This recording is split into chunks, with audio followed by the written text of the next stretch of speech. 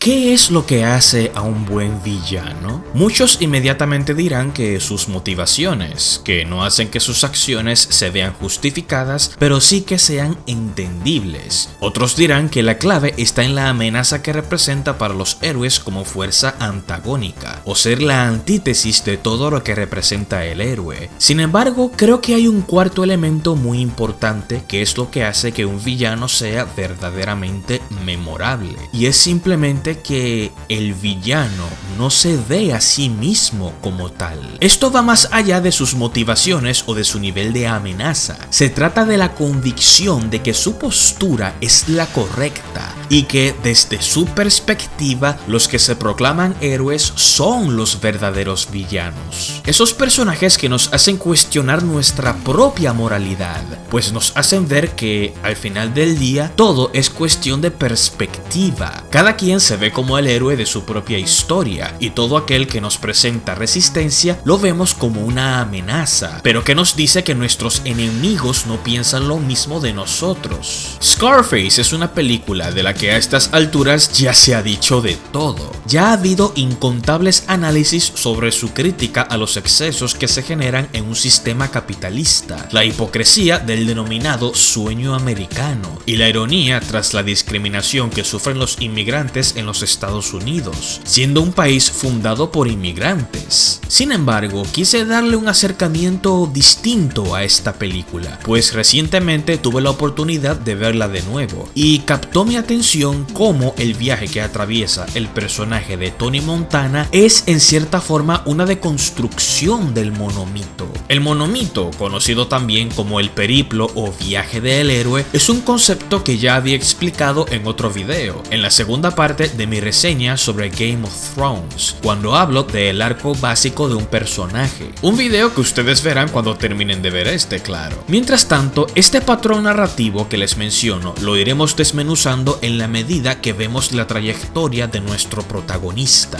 Por supuesto, este video tendrá spoilers por montones. Tony Montana es un inmigrante cubano que llega a Miami en búsqueda del sueño americano. Estamos hablando de un personaje que pasa de una doctrina en donde no existe la propiedad privada y en donde los medios de producción le pertenecen al Estado a un sistema en donde predomina el capital como generador de riquezas particulares. Esto es importante porque automáticamente le da a nuestro personaje un objetivo claro, su mejoría económica y un estatus social que nunca podría obtener en su país de origen. Sin embargo, esto no se da con una varita mágica, así que tenemos a Tony y a Manny haciendo los trabajos que pueden y manteniéndose como sobrevivientes. En el monomito de Joseph Campbell, esto equivaldría al mundo ordinario, en donde nuestros personajes viven una rutina agobiante de la que desean liberarse. La siguiente etapa sería la llamada. Según Campbell, este sería el llamado que recibe el héroe hacia una aventura, el planteamiento de una misión o la propuesta que invita al personaje a abandonar su zona de comodidad. Para Tony y Manny, esta llamada se manifiesta como la oferta de un trabajo, en la que deben hacer un intercambio de dinero por cocaína. Esta tarea que llevan a cabo es una secuencia increíble, a la que bien pudiera dedicarle un video para el segmento de Viviendo una escena. Si desean un video como ese, háganmelo saber en los comentarios. Después del gran sacrificio que resulta ser este trabajo, nuestros protagonistas tienen la oportunidad de conocer al pez gordo para quien habían hecho la tarea. Si nos guiamos del periplo del héroe, esta sería la manifestación de la etapa del mentor, en donde el héroe conoce a una figura que le sirve como guía o el maestro que prepara al protagonista para el mundo al cual va a adentrarse. En este caso tenemos a Frank, quien le hace la propuesta a Tony de trabajar para él. Incluso le da lecciones como no subestimar la codicia de los demás o no consumir de su propia mercancía. Pero este mentor viene con un extra. La damisela de este cuento, Elvira.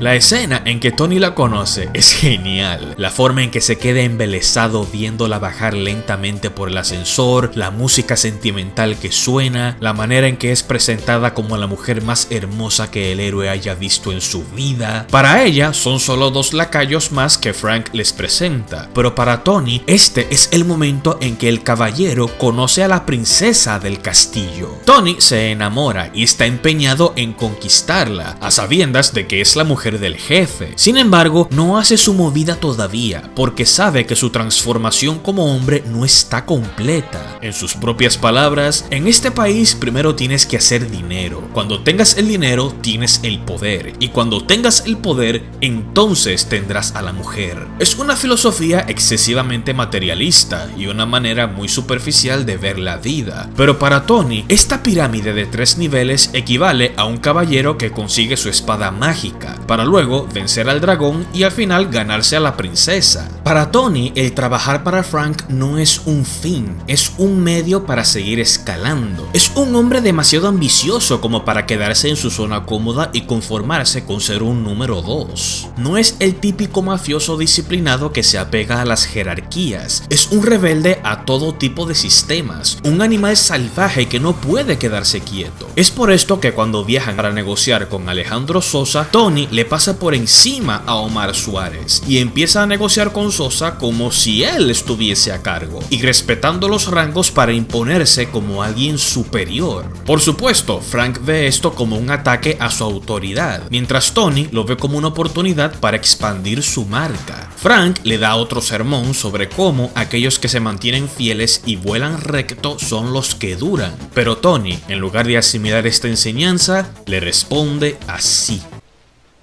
You finished? Can I go now?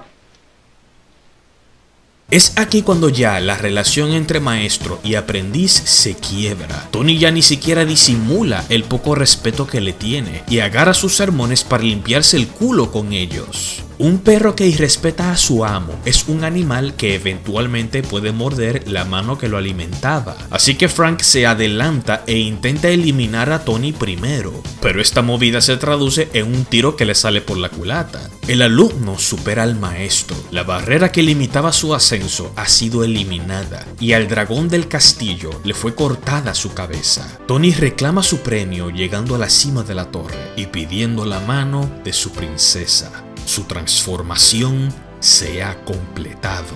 El acto finaliza con Tony Montana leyendo el mensaje promocional de un dirigible que va pasando. El mundo es tuyo. Lo que para una persona corriente puede ser un eslogan capitalista disfrazado de una frase motivacional de superación personal, para Tony es como si el universo le estuviese hablando, incitándolo a reclamar el mundo y todo lo que hay en él como suyo, alimentar su codicia ilimitada e incrementar su poder hasta donde el horizonte se lo permita. Para cualquiera de nosotros eso puede sonar bastante alentador e inspirador, pero tratándose de un tiburón como Montana, esto es una declaración de peligro. Un hombre que vivió toda su vida en escasez, ahora vive una realidad en la que puede tenerlo todo. Con esto viene algo mucho más peligroso que la escasez. El exceso. Si se fijan bien, en cierta forma Scarface son 2 películas en una. La primera es un relato sobre el ascenso de Tony Montana hacia su grandeza, siguiendo un patrón narrativo similar al viaje del héroe que expone Joseph Campbell. Sin embargo, en la segunda es donde está la verdadera pasta de Scarface, porque tenemos el mismo viaje del héroe pero con una estructura invertida. La lenta y dolorosa caída de un imperio, una deconstrucción del monomito. Tenemos a un Tony Montana que tiene todo lo que pudo haber deseado. Tiene dinero, tiene poder y tiene a la mujer. Pero el velo romántico con el que Tony veía los supuestos logros de su vida se va levantando poco a poco. Manny le critica que gastan un 12% de sus ingresos en la seguridad de su mansión y aún así no duerme tranquilo, lo que nos dice que Tony tiene dinero pero no tiene paz. Tiene poder, pero al estar en la cima también está más expuesto a sus enemigos. Tiene a la chica, pero su matrimonio es una mierda. Su esposa claramente no es feliz y no lo respeta. Está tan metida en sus vicios que ni siquiera puede tener hijos con ella. Lo triste de todo esto es que Tony no alcanza a ver la gran mayoría de estos problemas. Desde su punto de vista, él sigue siendo ese héroe exitoso que está en la cúspide de su poder y cada vez que uno de sus seres cercanos le reclama, reclama lo necio que es, él prefiere no escucharlos y echarles en cara cómo él trabajó duro para alcanzar su éxito. Es un hombre que confunde su actitud tóxica con una especie de código moral. Esto lo vemos con el trato a su familia, específicamente siendo sobreprotector con su hermana Gina. Está tan empeñado en desear lo mejor para ella que entiende que no hay hombre en esta tierra que sea merecedor de su corazón, ni siquiera su mejor amigo. Lo que Tony puede entender como amor fraternal es en realidad una relación abusiva en la que actúa como si su hermana también fuese de su propiedad. El personaje también adolece de una gran hipocresía, pues siendo un hombre que ha quitado vidas sin pestañear, al mismo tiempo es un ser incapaz de matar a mujeres y niños inocentes, una decisión que al final resulta ser su perdición, dañando la relación que tenía con Sosa. Pero la mayor ironía de todas la vemos en esta escena. Aquí podemos ver un claro ejemplo de lo que mencionaba al principio de este video, sobre cómo los villanos más fascinantes no se ven a sí mismos como tal. Tony les echa en cara cómo todos son unos hipócritas, porque no tienen las agallas de decir lo que quieren decir, ni hacer lo necesario para estar donde quieren estar. Ustedes necesitan a gente como yo, necesitan a gente como yo para apuntar con sus malditos dedos y decir, ese es el malo. A diferencia de los demás, él puede jactarse de decir que logró todo lo que quería, aunque eso implicara daños colaterales. Se siente por encima del sistema y por eso tiene la convicción de que él es superior y los demás son los que están mal. Es una ceguera que eventualmente termina costándole todo.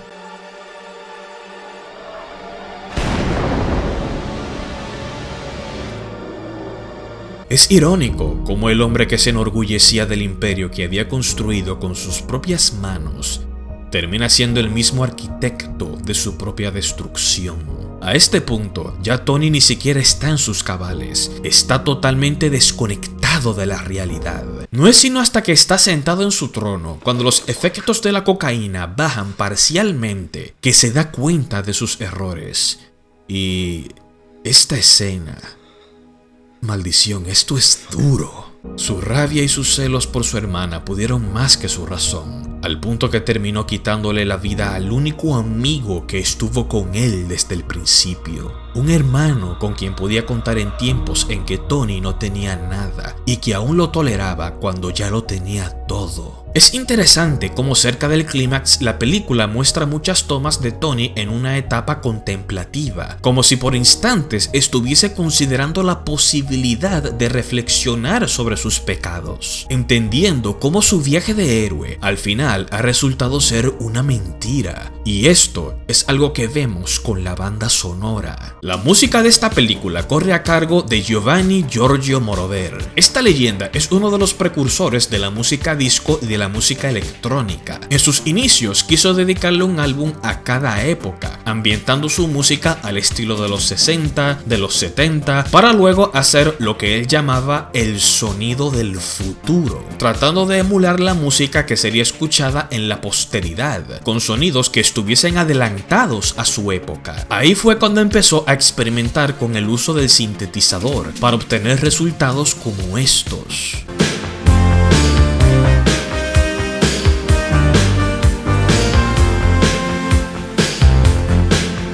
Su trabajo fue tan influyente para la música electrónica que hasta Daft Punk decidieron rendirle un homenaje a Giovanni Moroder, dedicándole la excelente pieza titulada Giorgio en su álbum Random Access Memories, el cual ganó el Grammy al mejor álbum en el 2014. Todo esto es importante por una sencilla razón.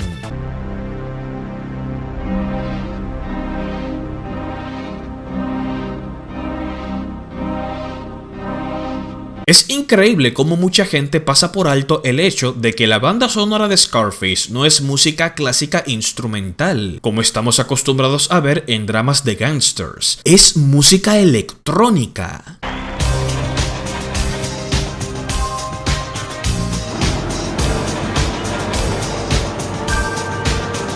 Este tipo de banda sonora pudiera escucharse demasiado moderna para una historia sobre un cubano que llega a Miami y entra al mundo de las drogas para lograr el sueño americano. Es una música que pudiéramos escuchar en películas con una temática más futurista, como Blade Runner, Metrópolis o Terminator. Sin embargo, esta banda sonora a base de sintetizador y mezcla de sonidos hace sentido en una película de Scarface, pues es un reflejo de la artificialidad en la que viven los protagonistas, queriendo alcanzar la superioridad y gozar de los privilegios de la vida a base de gustos superficiales, que al final no les trae el verdadero éxito que anhelaban. También le agradezco al canal Mireda Producciones por percatarse de que el tema principal de Tony Montana es en realidad una reinterpretación del tema del Rey Arturo, compuesto por Henry Purcell.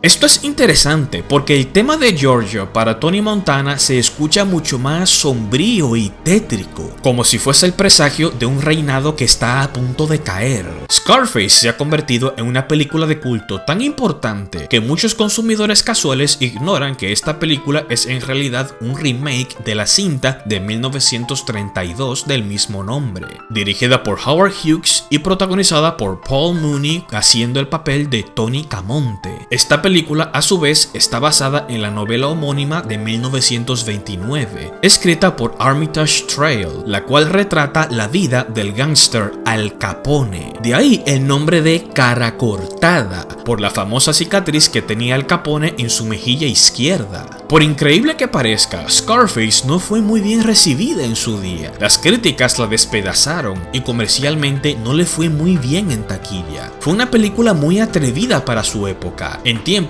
en que todos adoraban los finales felices, cuando más se idolatraba el sueño americano, cuando todos se sentían cómodos con su superficialidad y en el que un personaje que lograba sus sueños era el único tipo de historias inspiradoras que la gente quería ver. Scarface es una película que aniquila esa visión romántica que se tenía del sueño americano. Nos muestra el lado más tóxico de la persistencia por tus sueños si no tomas en cuenta los daños colaterales y los sacrificios que hay de por medio. El peligro de querer acelerar tus resultados para alcanzar el éxito de manera rápida y fácil. Una película que tuvo las agallas de matar al protagonista al final, cayendo de su trono por debajo de la estatua que le decía: "El mundo es tuyo", mostrando cómo el hombre que se creía invencible terminó siendo aplastado por su propia ambición. Esto fue Scarface, la deconstrucción del viaje del héroe. Esto no se quedará aquí, seguiremos explorando el mundo de Scarface, pero desde una plataforma diferente. ¿Quieren una pista? Si les gustó este video, dejen su like, compartan este video con sus amigos y comenten qué ha significado para ustedes esta película. Si desean apoyar el crecimiento de este canal, suscríbanse y denle click a la campana para que reciban la notificación cada vez que suba un video nuevo. También me pueden apoyar desde Patreon y así tendrán acceso exclusivo a mis episodios de podcast que publico semanalmente. Gracias y manténganse atentos a lo que vendrá próximamente.